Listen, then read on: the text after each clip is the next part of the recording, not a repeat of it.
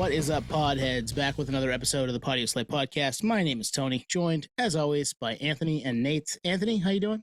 I'm doing fantastic, man. I love that you continue to ask, and I always give these canned answers, but I do respond genuinely. You do, yeah. Nate, how are you? Also, spectacular, and happy that you asked. How about you? Spectacular. Yeah, we're back, baby. We're doing the thing. We're nerding. We're talking to a band that we've had on the radar since we started the podcast. We've got Tom of The Menzingers today, and just, it was a great combo. I had so much fun with that one. Just a hang. Those are the best ones. Like when we do episodes with just the three of us, it's a hang. And sometimes when we invite someone else on, sometimes it isn't a hang, sometimes it is a hang, right? Sometimes you have to break through the barrier there. This was a hang. There was no barrier to break. Tom was awesome. Like, it helps being the same age and just, getting it, right? Mm-hmm. Yeah, it's like a good date. Like sometimes it's off. Sometimes it's like, how do I break the ice here? Do I need a few drinks? But no, he was cool right out of the gate. Like he was a homie. As always, I love that shit. And they're, right now, Monday, if you're listening to this, the day of the release, the album, Everything I Ever Saw, comes out on Friday on Epitaph. If you listen to it after, go listen to the record. But yeah, we're stoked to talk a little bit about that, talk a little bit about their come up and the tour they've got with Hot Water Music and Weekend Friends later this year, and the record release this Friday at Stone Pony, which is sold out. But hey, like I say in the episode, get down there and somebody's going to have a ticket for you. You'll find a way in, right? There's always a way. There's a way. Get in there because we can't, because we're up in Maine. But yeah, this was so much fun, and really excited for people to hear the new record, because the new record is awesome. Yeah, they're in such, we talk about it, like they're in such a very cool pocket where if someone said this new album was their favorite Menzingers album, like I couldn't disagree. You know what I mean? Like where a lot of bands like so front loaded, or they come back with a return album, blah, blah, blah. They've just been so consistent. And I do tell Tom this, like I want to be in the band. Like I want to be the fifth member of Menzingers. It sounds like maybe. I know. I heard a maybe in there. The Magic 8 Ball, not today. Yeah, not today. Right. Oh man. Yeah. But you're right. I mean, they're so consistently good, like so consistently great at writing music and making music for people. So, and I've been a fan now for probably the better part of 15 years. So this was a dream. This is obviously somebody a band that we wanted to have on, and to finally be able to do it and have Tom come on and be as awesome as he was. And I'm sure the other three guys are as well. But we really enjoyed doing that. And I'm going to be on, cloud nine for the rest of the day. Yeah. I think it's proof that good things take time, right? That's what their legacy is. It's like good and consistent. Don't rush it, and don't overpromise. Just do your thing, and bang, Menzingers kind of nailed it. Yeah. So let's get into this. Tom May, Menzingers, all-time combo, new album this Friday. Let's go. All right, we're here with Tom May from the Menzingers. Tom, appreciate you hanging with us. Hey, I appreciate you taking the time. Thank you so much. We go way back to like 10 minutes ago. Not even. Yeah, too. We just want to start the episode here with thank you for taking Jaylen Brown from us. We're very sad here in Maine and all across New England to lose one of our favorite players the last decade. And I know when I saw you in 23, I think, at Aura in Portland, Maine, you had mentioned this. I think we're playing the Sixers in the playoffs, and you had won that day, and you mentioned it. So I was like, if he follows the NBA a little bit, I got to throw this out there. So enjoy Jaylen. We love Jaylen. We're really sad. Now you got a vacancy, with the bright side. Yeah, it's sad, man. I'm very sad about it. I love how when anything like that happens, all the talking heads like justify it. Like all the Boston talking heads are like, yeah, his plus minus is terrible. It's like, he won a championship for us. Yeah, Finals MVP, Eastern Conference Finals MVP. It is what it is. So sports radio is such a funny thing to me, because so many people in my life listen to it in the background as they're living, their life.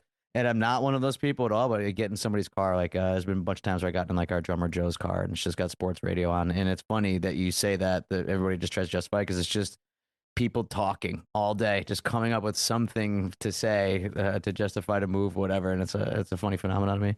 Got to fill 4 hours, Exactly. Yeah. I mean, you got to do it every day. How the hell do you do that?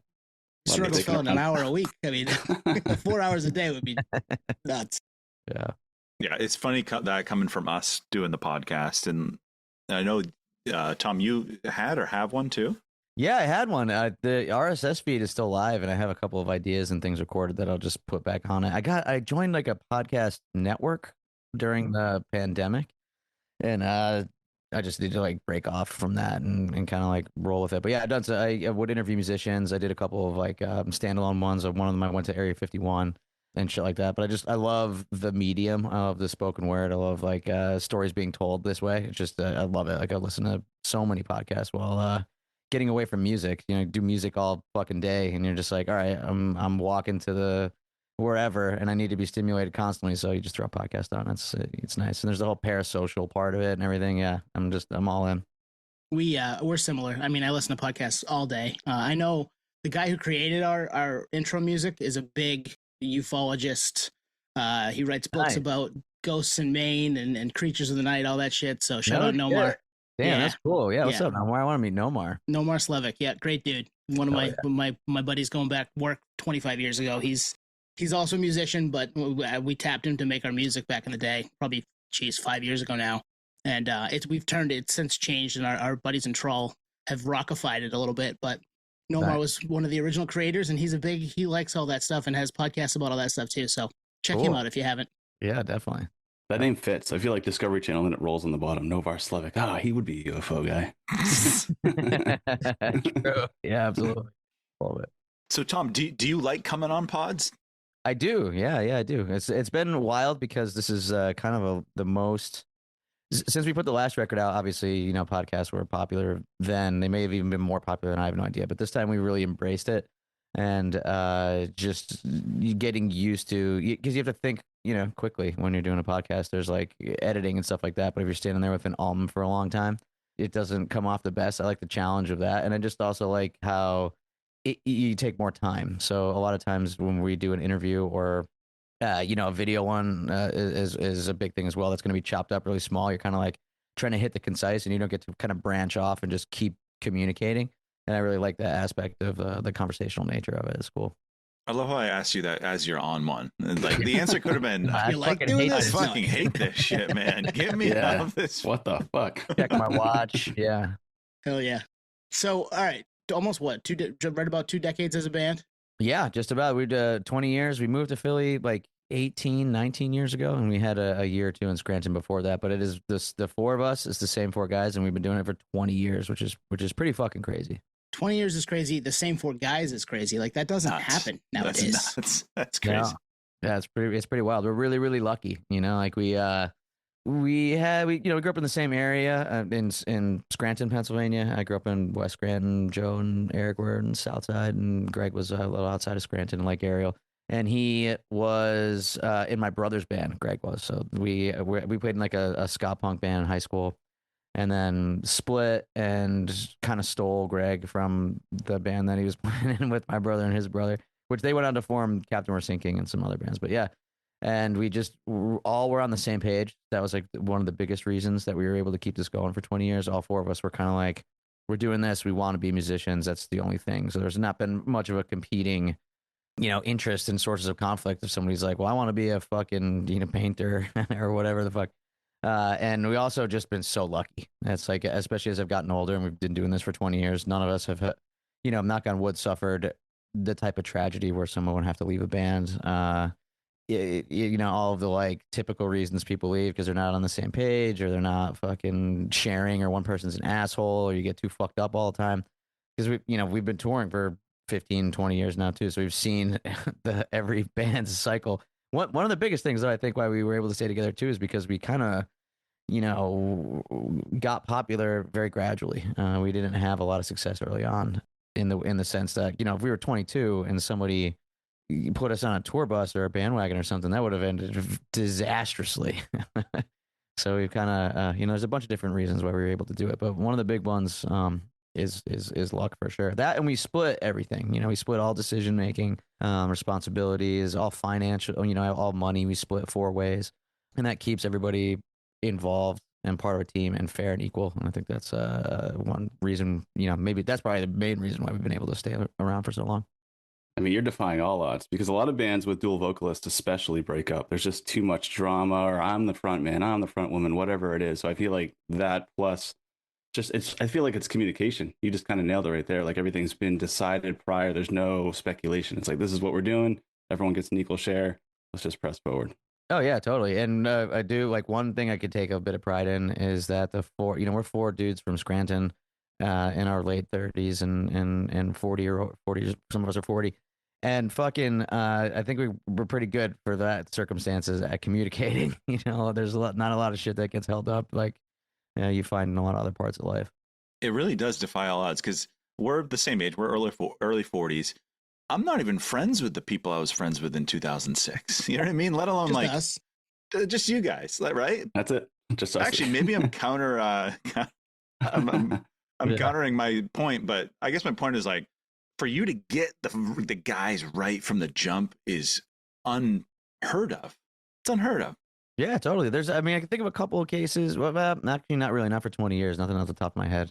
But yeah, it's pretty wild. It does seem like a lot of the bands in our world are either the original members or it's like one member with a bunch of people that are half their age, and the band's split off into three versions of itself. And one band plays one album, one band plays the other album, and it ends disastrously. But yeah, you're totally right. It's hard. I think of it is a kind of a testament, all the luck aside, to the idea that people can make those kind of relationships work. You look at I forget, my brother was telling me the rates of like arranged marriages versus other ones. In some cases they just like last longer, and I always think of that as an example of like, yeah, well, you openly communicate, you get on the same page, there's a social framework for it, and you can make relationships work. And ours has worked very well. Don't get me wrong, there's been fist fights in the middle of fucking fields in Germany, and there's been people not talking to each other for a long time and shit like that, but it's just it's like a brotherhood in a way. It's like we're siblings. Pretty great.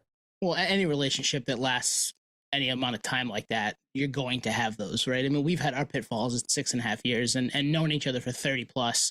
You're just going to have them. So to be able to work through them and continue to go is definitely a testament to you guys as musicians and communicators and all that stuff. Totally. Thank you. Yeah. And it's funny because people, everybody changes. There's that whole, how many pieces of art have been written or shown about whether or not people can actually change.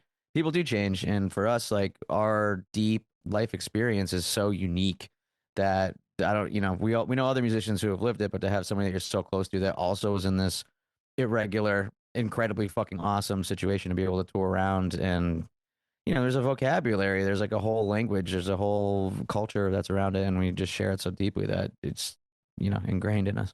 One thing about having that big relationship, that long time like relationship, is you can call back to old stuff. Like if I'm pissed at Nate, I'm like, hey Nate, remember that time you almost hit me with a Roman candle at Willard Beach, like when we were 12? It's fun shit. Yeah. Oh, totally.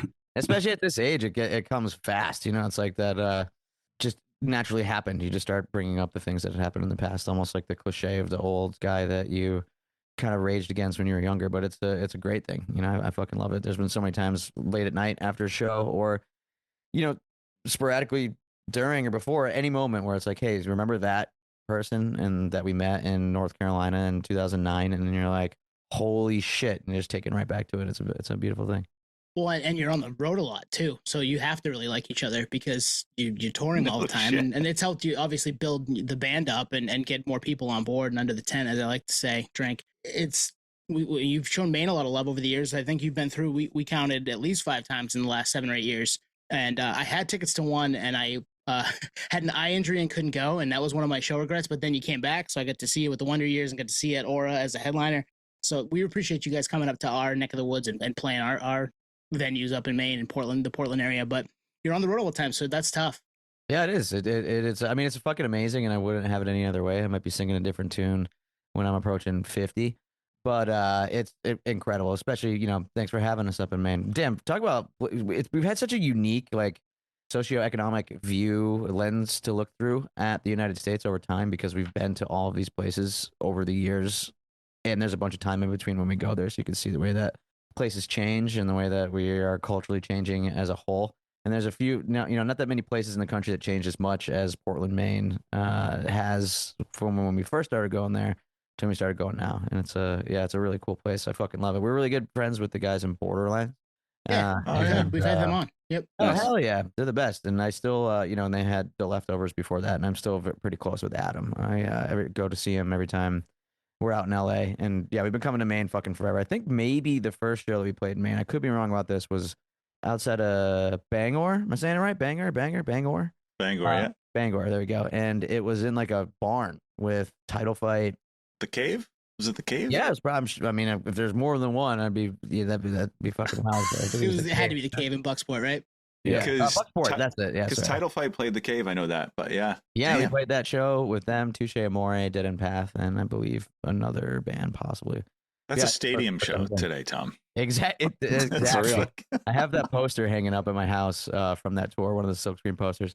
And so many people come in and they're like, wait, this was a tour? This happened? And we're like, yeah, this was real. It was the whole US. It was like 40 shows. It's wild. What's cool, you guys coming to Maine so often is you kind of see like the stair steps and growth. And Tony makes fun of me for saying stair steps every episode. But like Port City Music Hall, you guys played with the Movie Life. And then the next time it's Aura, which is almost 1,000 cap. And then it's the State Theater. And then this fall, I know it's not Portland, but Roadrunner in Boston. That's like 3,000 or 4,000 cap. Unbelievable, honestly. You know, not a day. That's like the beautiful safety net that I have of dealing with life. Because when something is bad, it can be like, oh no, we're playing at Roadrunner in Boston. Like, what the fuck? I don't give a shit if my neighbor threw their dog shit in my fucking garbage can. That doesn't matter. So if Menzingers were a stock, it'd just be, slow growth. Stocks only go up, man. Blue chip, bro. Blue chips. We'd be fucking Procter and Gamble, just up there. Any one of those staples. To the moon. Yeah. Warren Buffett's bragging about it. Yeah. Fucking Coca-Cola. What would the symbol be? MNZ? FUK. Nice. MZG. But it's fun. Like, we're not in bands, but we're in a podcast, so we've seen growth. But like, that is amazing. A lot of people think that happens overnight, and for you guys, it's 20 years in the making. Yeah. Thank you. It's been incredible. It's been a wonderful thing, and it's a trap too, though. It can be a trap in the music industry because you're like, what is growth? Like, what is there a cap on it? Is there a spot where you're happy? Are you always chasing after some metric, whether it's like the amount of people at the shows, how many streams you have, how much money you make? That's the kind of economic system that we live in. And for us, like, if we never got any bigger, I'd be so fucking happy. I'm like so excited about where we are. We're not really chasing anything. We do chase experiences and other dumb shit. Like, we want to play.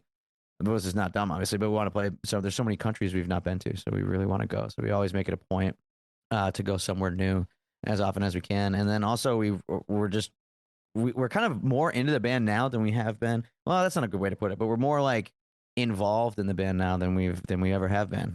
The same as the past. Like, I'm up here at the studio. We come up here and fuck around constantly. We're trying to learn how to do things in a better way, try to write better songs, because that's the kind of thing you end up chasing after, is that excitement that the four of us share at one time. Of like, somebody plays one thing and you're like, fuck, there's that high we're chasing after. So it's been, growing that way instead of like trying to grow another way. Because we've also seen, like, we're no strangers to this shit, man. We've seen a lot of bands come up and go down. So that's one of the jokes when we bring up like an old venue that, there's this one in fucking New York that's next to a strip club that I believe has the same owner. It's the same situation all over the States. There's you get a venue that's run by like a guy straight out of a B movie, like like a Scooby-Doo villain, Like, yeah. Like, we got there. He's got a bag over his head. Yeah. There we went there, and there was like a fucking padlock on an emergency exit, that kind of shit. But the jokes of remembering the old places where like the power went out or it's always wet, that kind of stuff, is the joke. So we'll hit it on the way down, which is just trying to remember that it is fickle. You just never know, right? Like, enjoy it while it's happening, because you just never know what's going to happen tomorrow or the next day or 3 years from now.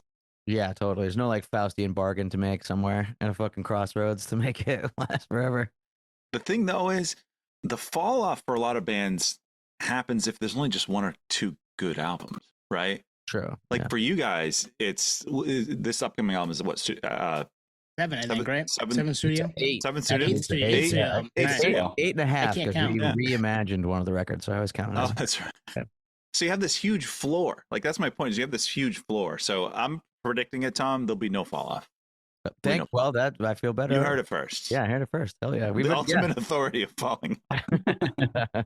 What we were saying we should do, my joke is that we should just break up for 2 years and then come back. You know? like everyone else. You'll be Yeah. headlining Red Rocks. Exactly. Yeah, take some time off. Let build some kind of like legend around it. You know. Well, control the supply, man. The demand goes up. Yeah. Sign the contract in blood, make a Netflix movie, the whole Motley Crue thing, and then just kidding. We're back. That's perfect. No, because what the fuck would we do for 2 years? That's crazy. Yeah, you'd be bored. For a month, it would be fun and be like, oh my god, this is so nice. I'm home. I use my own sink and cook my own food and use my own, toilet and everything. And then it would be like, I need to leave. Yeah, when's the Menzingers NFT coming out? That's what you could do. You could... Jesus, were you guys in this? Man, there were so many fucking creepy crawly motherfuckers creeping around the music industry at the height of that, especially when interest rates were like 0% and fucking money was free. So many harebrained ass ideas that got pitched to us over the time. It's so fucking funny. Oh man! So like we said, eight and a half studio album. Everything I Ever Saw comes out this Friday. If you're listening, week of release to the episode, it comes out on Friday on Epitaph. That's crazy. Eight albums in 20 years, like every other year, essentially. Yeah, it's pretty wild. We got it down to thank you. We got it down to like the way we kind of tours, and we call it an album cycle. I'm sure everybody's heard that phrase before. You write a record, you record the record, you put it out, and then you do a tour that is based off of playing those new songs, and then you continue to tour that, and then when that starts to lose steam, you go and write another record.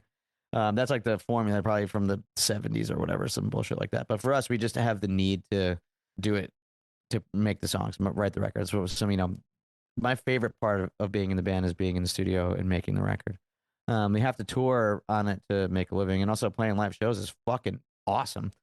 But yeah, even with this record coming out on Friday, we're already thinking about, all right, what are we gonna experience? Like, what I got to start reading again, and watching movies, living life, writing things down, getting ideas together to start writing the next record, so that we can get back in and chase after those choruses and shit again.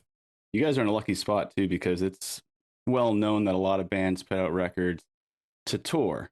And usually it used to be, like you said, the old school model was you write a record and you're touring to promote the record. But that's kind of flipped, but it's not the case for you guys, because you guys are just putting out bangers after bangers.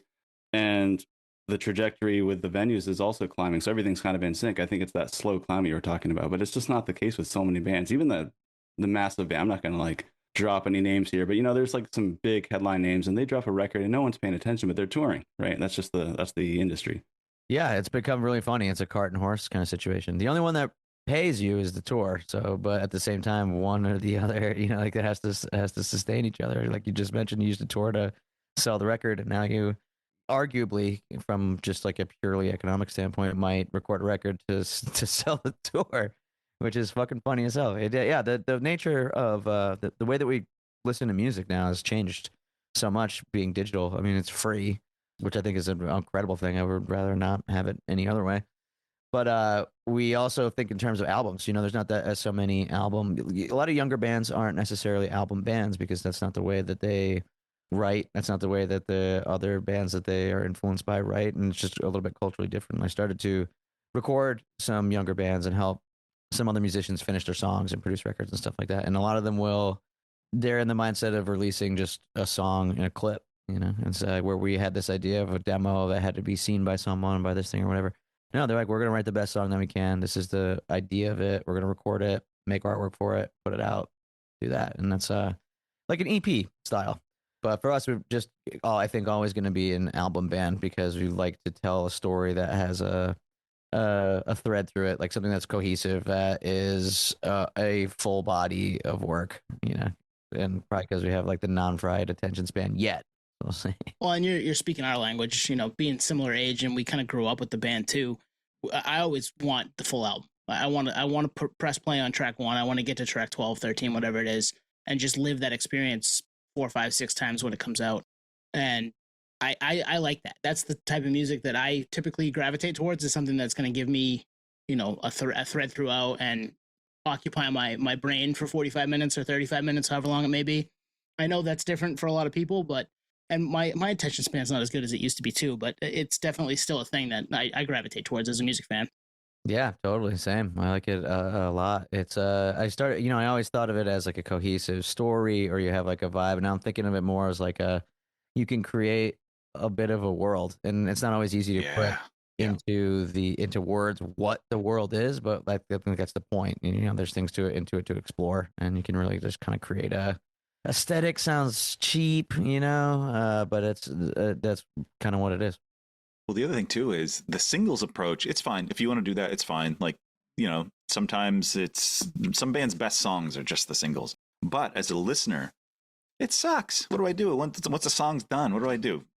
I gotta pull up my phone, find another song. No, give me the album. I'm an album guy. Yeah, it must be a Tony thing.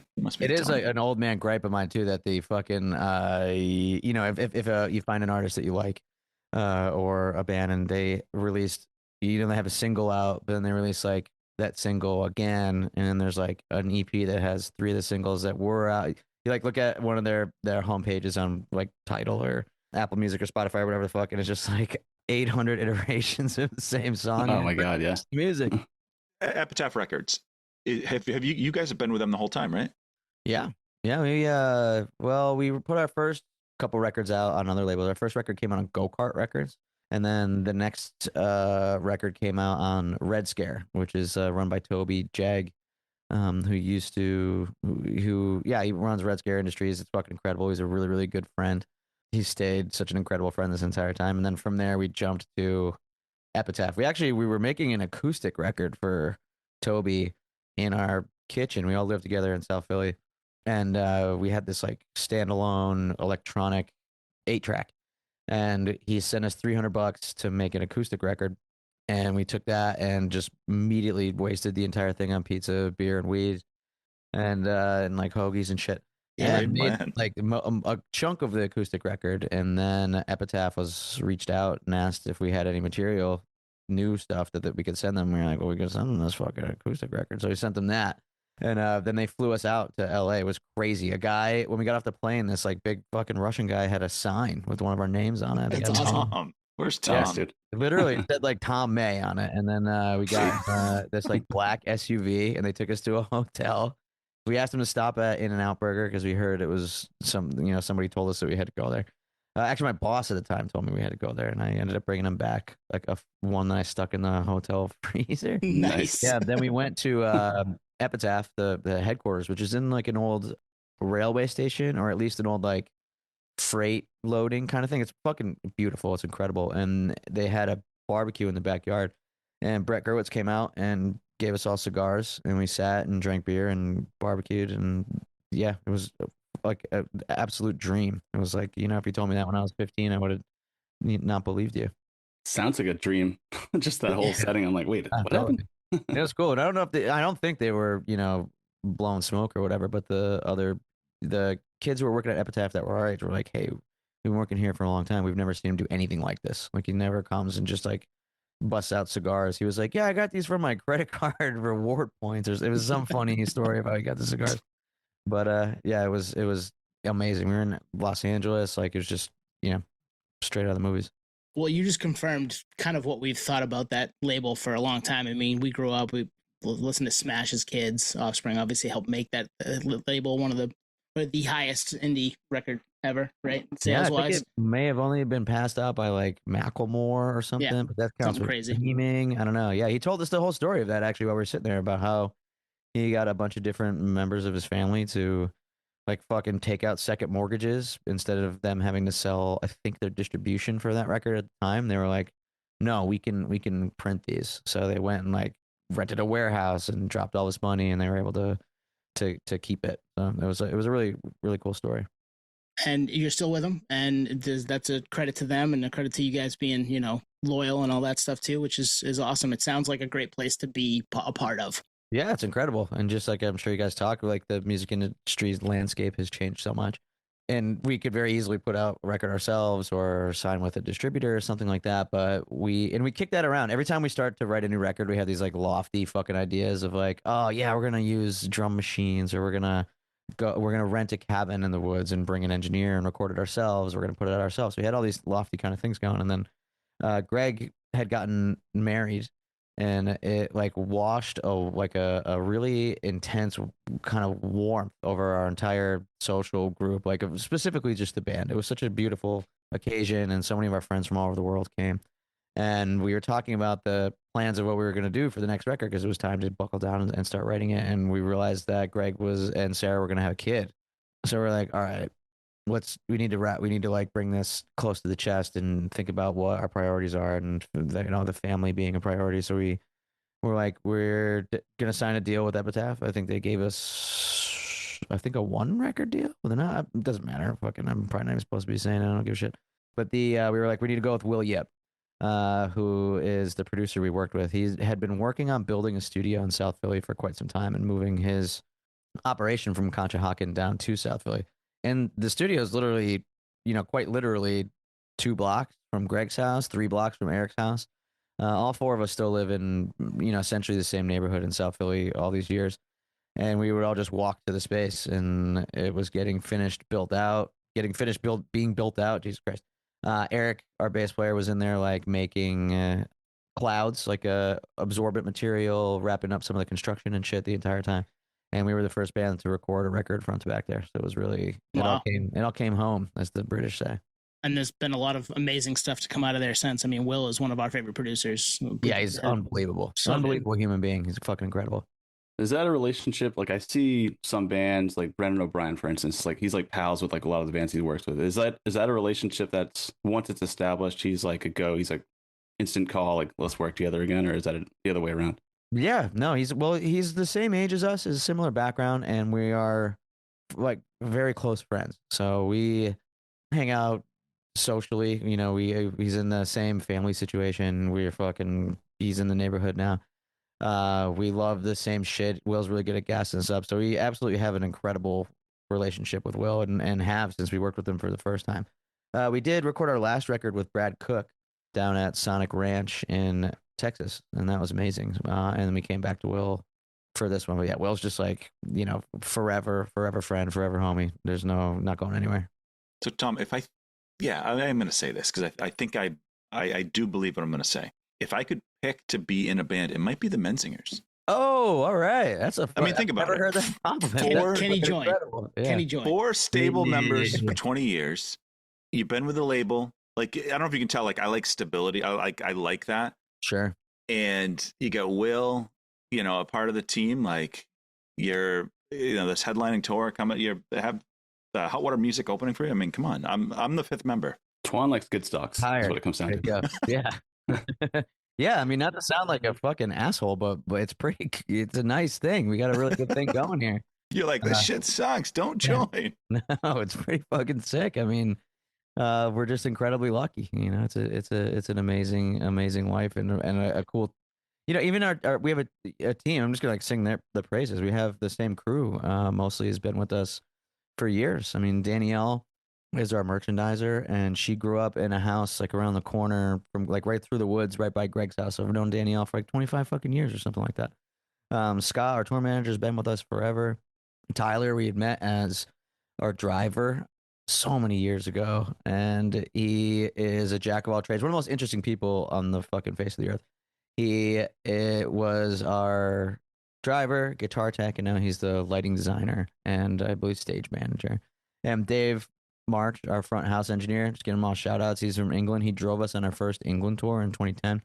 And we got asked to do the Rise Against tour in like 2012, around there. And it was in arenas, and we had no business being there. And we were like, all right, well, we need somebody to come with us, somebody else. So Scott was our tour manager, and we brought our friend Corey, who did nothing. It was very useless, but great hangs, an incredible human being. And Dave, we were like, Dave, we need you to do monitors. So he got here and he was going to do monitors. And the tour manager of Rise Against, I think he might be still with them, John. He's really fucking cool. He's like an English guy, and he took Dave under his wing and was like, no, get out there. You're going to do front house. So we were playing these places that were, 3 to 10,000 capacity arenas. And Dave was out there mixing us for the first time. He's been with us ever since. He's one of my best friends in the world. And we got Kai, who we just met in New Jersey, and we're just really fucking lucky. Yeah, I mean, we love shining the light on the behind the scenes stuff too. We've had plenty of industry folk on to talk about that stuff, but it's amazing when you get the right team and you get everybody kind of firing on all cylinders, and the music's great, and you guys seem to be enjoying doing it, and you get people around you that enjoy being part of it. It's awesome. Yeah, super lucky, super fucking lucky. One thing about the new album, and you kind of spoke to it with just the fact that you guys like the full album because you can paint this world. You guys did it again on this new album. And I think, to be honest with you, it all starts with the album cover. I don't know. You guys nail the fucking album cover, the album artwork. In this case, for the photograph of the kid, I'm looking at it right now. You know, is that a big part of it? I would think it must be, right?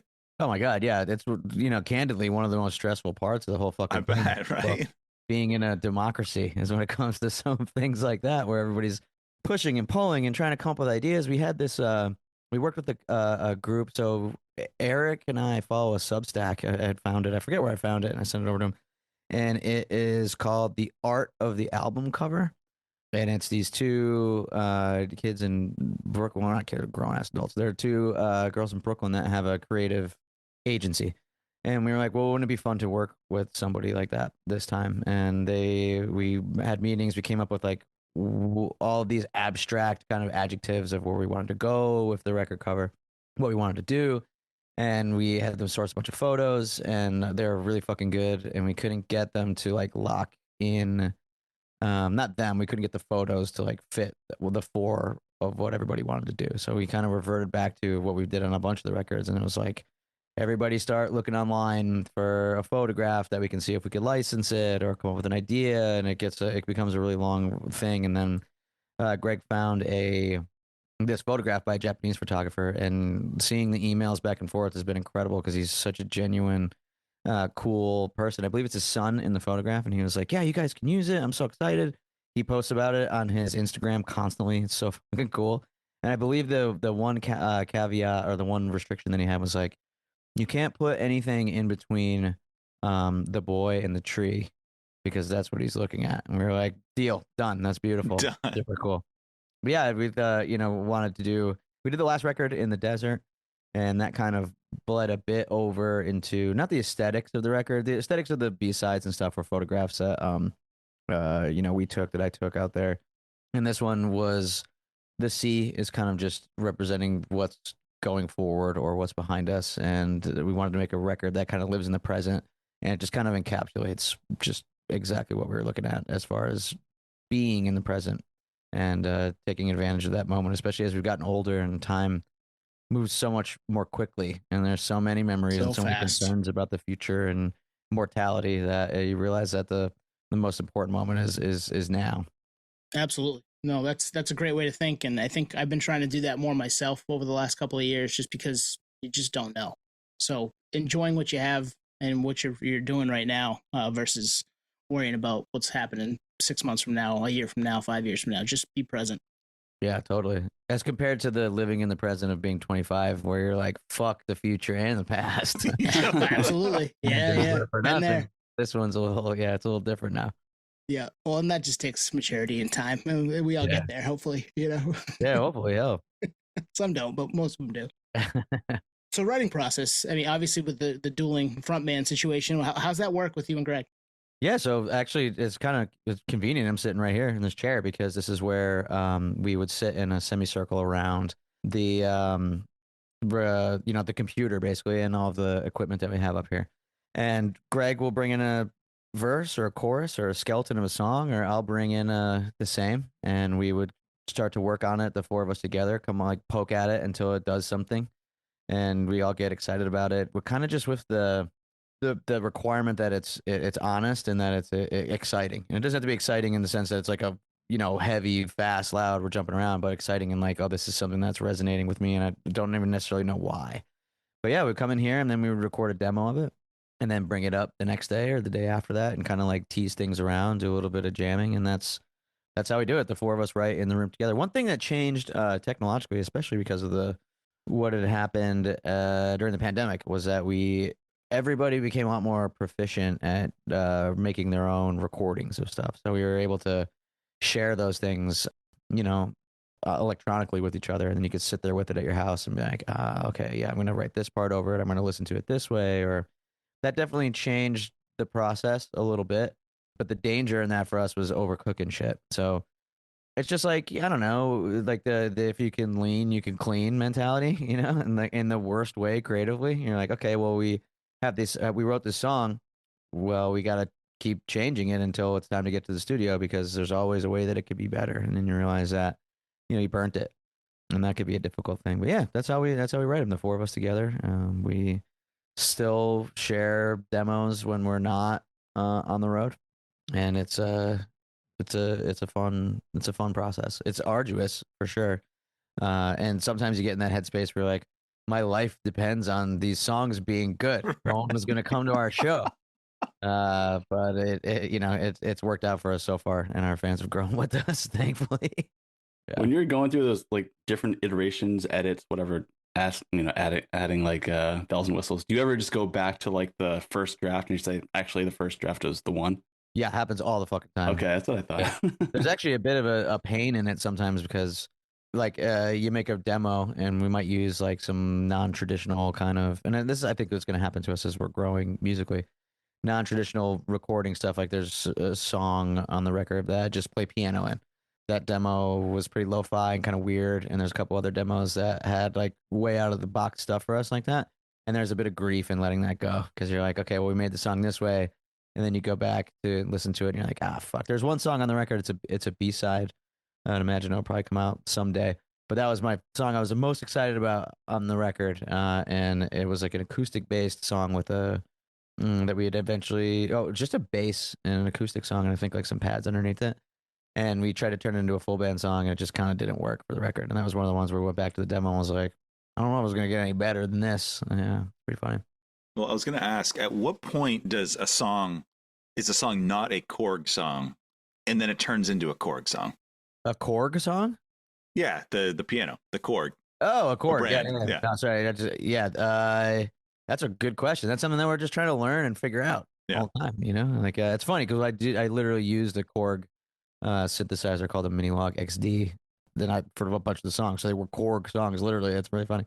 Yeah, it's tough to do that. If we were like making our own record, we have to make the songs work in a live setting. So we can't just be drumming. Well, we could do whatever the fuck we want, I guess, but we're not going to do one that is like not able to be recreated live in a way that comes across well. But you can listen to bands that do it. I mean, listen to Clash's live records. They took a bunch of those wacky songs and turned them into really cool songs. And I think that that's actually something that we're growing to do and learning how to do better, especially as we get into, recording ourselves and stuff like that. But yeah, that's a great question. I guess it is like you make the Korg song and then everybody likes it. And then if you can't translate it over, it stays that way. I saw it in the Better Angels music video and I was like, Tom's in the Korg. Yeah, totally. It's a MIDI controller I got from there's a guy that we go to get our amps repaired by, and he's an eccentric dude. We've been going there for years and years and years. Always has South Park on. A South Park rerun is always on this. Don't TV trust a guy that does that. Nice. Do not. It's like his comfort show or something. But you walk in and it's like a graveyard or a monument to old tube amps and 80s and 90s synths. It depends on how you look at it. But he had that controller that I had in the video just sitting on the ground, and I was like, "What's the deal with this?" And he's like, "You want it?" I was like, "Yeah." He's like, $25. I was like, "Shit, all right, that's not a big deal." Wow, nice. Taking it, yeah, just like an old MIDI controller that the software is like not supported anymore, and it's all busted up, but it looks like some kind of weird 90s sci-fi shit. I love it. That's awesome. All right, so we're talking to you about a week before the record drops, and we've heard it. We love it. I'm super stoked for other people to hear it. But what songs are you excited for people to hear that aren't out yet? Damn, thanks, man. There's the piano song I was talking about. It's called Other People's Money. I'm excited to see whether people love it or hate it or indifferent. So some of the, when we're talking about which singles we're going to pick for the record, you take in input from other people, like Will and our manager, Tim. Shout out to him, the greatest fucking human being on earth. And then it's funny, actually, the label Epitaph kind of leaves us alone and lets us do anything that we want, basically all the time, forever. So we're really lucky. They'll give some input, constructive, like happy, good ideas. Like, we think this will work well. I think that'll work well. So you're looking at it as like, all right, well, what song do we think that people will like? And what song do we think that they'll want to hear live more, will get them excited? What's a representation of the album? So you're kind of trying to weigh all this shit. But most of the songs that I'm most excited for people to hear are not on there. There's a song called When She Enters My Dreams. That's like a very poppy kind of rock song that I can't fucking wait. And then the title track, I think, is my favorite So good. Yeah, Song great way of to it. close the record. Thank you. Yeah, it's been changing. You know, all the songs change obviously constantly. I actually haven't listened to the record in a few weeks, but we got the vinyl today, so I'm gonna put that out. I'm fucking stoked. Yeah, every time I re-listen to it, I can't wait to hear what our fans think of it. And more importantly, there's a bunch of people in my life that have, you know, I could send them a link to listen to the record, and I know they're not gonna fucking figure out how to do it. I can't wait for them to hear the record. I really want to see so there's some people I really look up to. You know how there's like a core or like an ensemble. I mean, maybe this is not true, and I'm completely insane. There's an ensemble of people in your mind that whether it's your projection of them or whatever the fuck, that you think about what they would think of something when you're creating it. And when you're creating it. 100%. There's like 11 people who have nothing to fucking do with each other, but if they were in the same room, it would be one of the best times ever. And I can't wait to hear what those people think of the record after they get to listen to it. I love that you said when she enters my dreams. My commentary that I wrote down about that song is just timeless song. That's it. Timeless. Like you could plop that song in any era and it would resonate and it would hit. Like if I played that for my dad, he'd be like, my 71-year-old dad, he'd be like, I fuck with this heavy. My 4-year-old son, I bet if I played it, he would get down with it. Amazing. Thank you. I'm going to steal that from you, and because that's how I actually do feel that way about the song. I fucking love it. I actually wanted it in a different spot on the record. And at the very last decision that we made, they got switched. So yeah. Tom and I planned that. We coordinated before this. Yeah. I do love, you always have late album bangers. I mean, my wife doesn't know this, but After the Party was nearly our wedding song. I wanted it to be. I didn't tell her that, but I was like, in my head, it was almost the song we did. Surprise, Jesse. Yeah. She does love that song. I'm not sure it would have. I don't know if anybody else would have understood us, but she loved it when I first played it for her. I was like, this song is about you for me. Like it's so to have other songs like that, you continue to do that on records. You're still listen to the whole thing. If you're listening to us talk about this right now, listen to the whole record, please, because there's so many good songs late in records on Menzingers albums. Please do.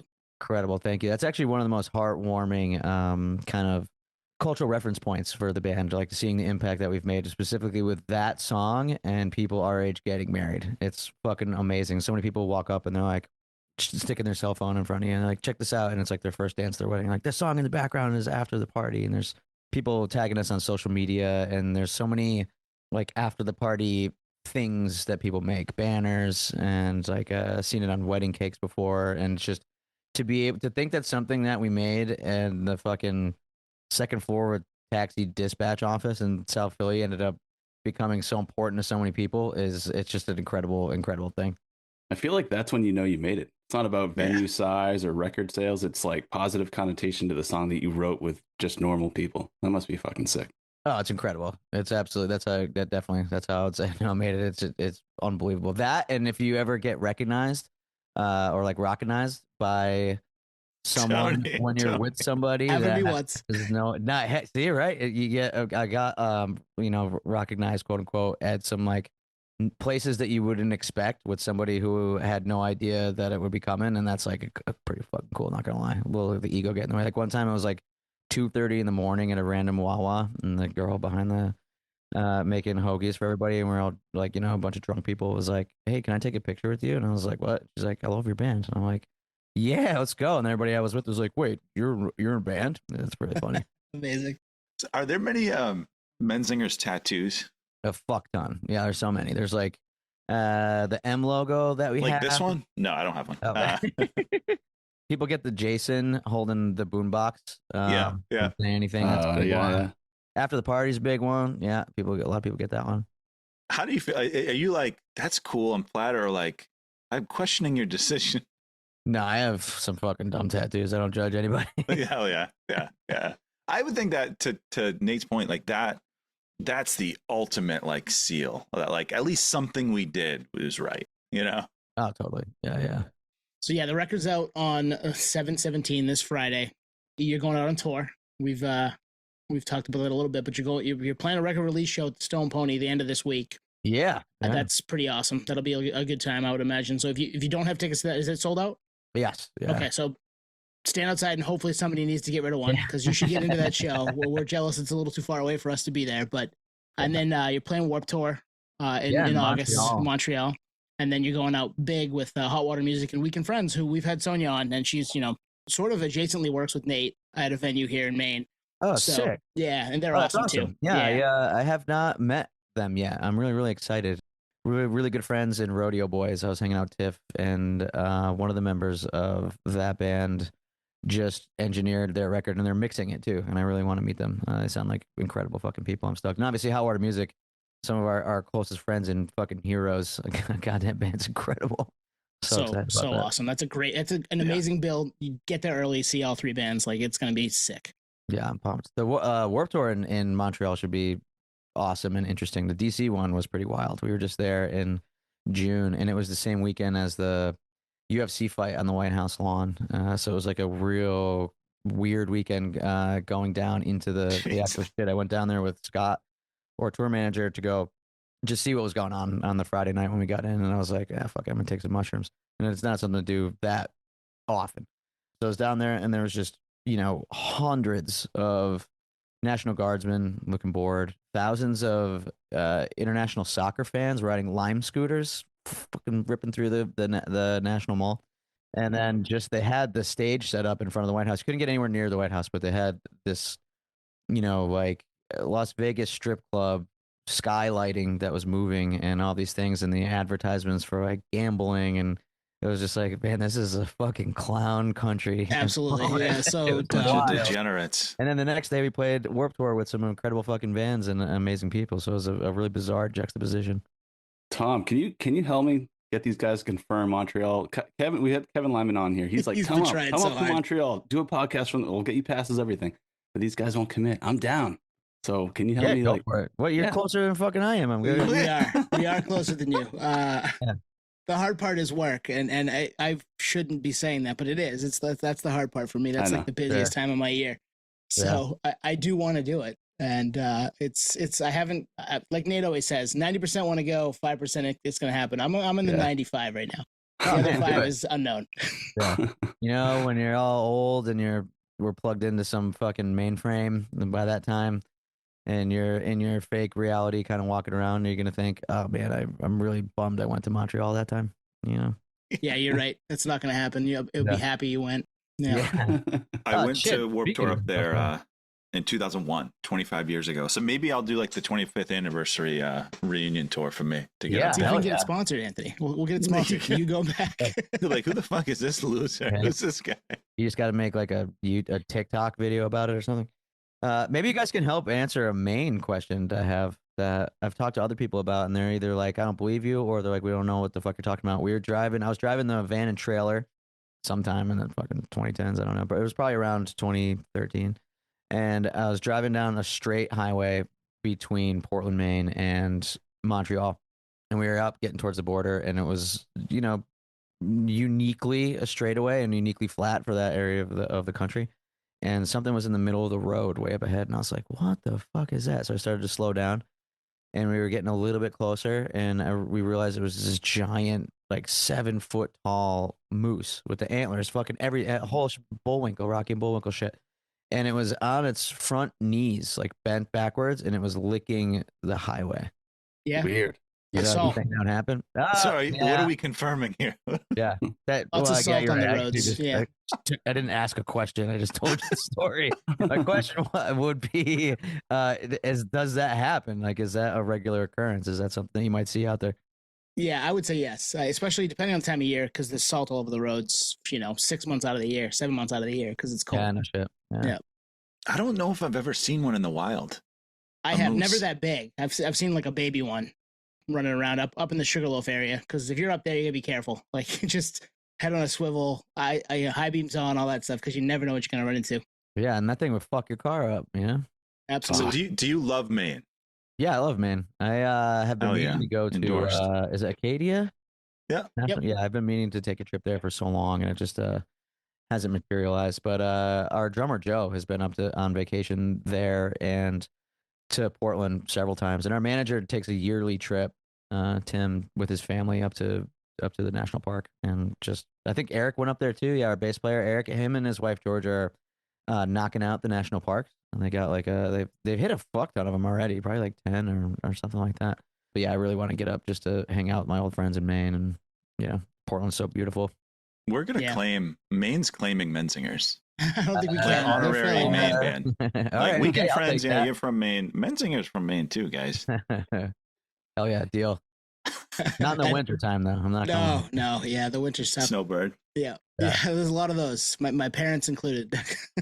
Yeah. This is great, Tom. We're really excited for the record to drop. We're really excited for the shows, and you know, he's still working on us to get us up to Montreal. It's the Warped Tour, so Oh, maybe we'll oh, see yeah. you there. You If got not like a Boston. month. You got a month and a couple days. There you go. Yeah, there's time. There's still time. Totally. Thank you so much for having me. This is awesome. Yeah, thanks for hanging. Thank you for listening to Podio Slave. We are at Podio Slave on X, Instagram, TikTok, all of the places that you can find us on social media. It's at Podio Slave. We are Podio Slave Podcasts on YouTube. Subscribe to us there. If you want to contact us, hit us up at podioslavepodcast@gmail.com. And hey, if you've got a minute, leave us a review. Tell a friend. We'd really appreciate that. Thank you.